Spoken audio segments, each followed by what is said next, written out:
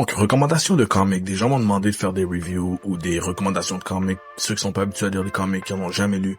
Par quoi commencer? Quelque chose qui est trop overwhelming. Par quoi on peut commencer? Je vous recommande tout de suite Fantastic Four First Step, le comic. D'habitude, je suis pas un fan de comics qui sont pour faire la promotion d'un film. C'est un peu comme quand ils faisaient des jeux vidéo. Pour faire la promotion d'un film aussi, c'était souvent mal fait quand c'était pour le release en même temps. Ça, c'est différent.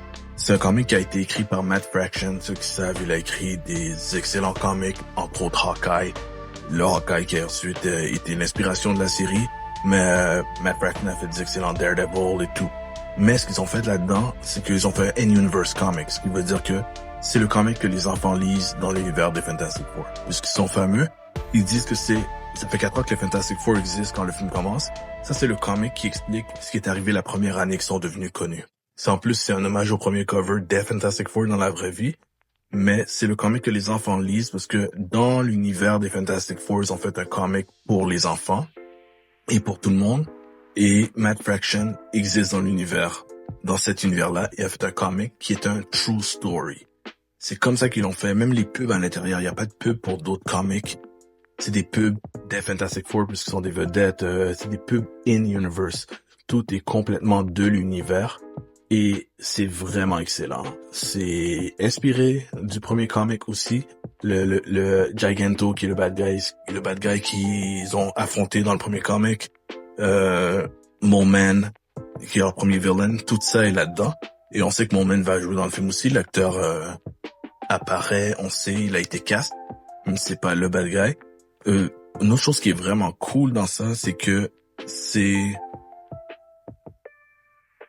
comment je pourrais vous dire ça? Il y a beaucoup d'inside.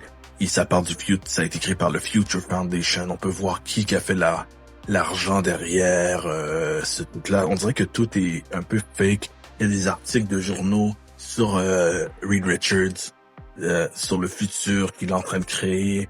Il y a plein de in-universe, des trucs. Il y a un drink à la fin. Tous des trucs qui n'existent pas dans la vraie vie, mais qui pourraient décider de sortir ensuite. Donc, c'est vraiment une autre sorte de promotion. C'est un inside au film. S'il y aura des liens qu'on va voir le film, je ne le sais pas. Mais voilà pour cette première recommandation qui vous demande vous demande absolument rien. Vous n'avez pas besoin d'avoir lu quoi que ce soit par rapport au Fantastic Four. C'est un prequel du film que la plupart du monde ne vont pas savoir parce qu'ils font pas une grosse promotion pour. Mais si vous voulez rentrer dans l'univers des comics, c'est un excellent first step, si je peux dire. Vous voyez que et en plus, si vous voulez mieux, si vous voulez vraiment comprendre, ça existe aussi dans les comics. Vous voyez que c'est écrit Marvel dans le coin, à la façon Fantastic Four, mais Marvel Comics, la compagnie Marvel Comics, existe aussi dans cet univers de Fantastic Four. Donc c'est vraiment tout ça. Tous ces éléments-là sont là.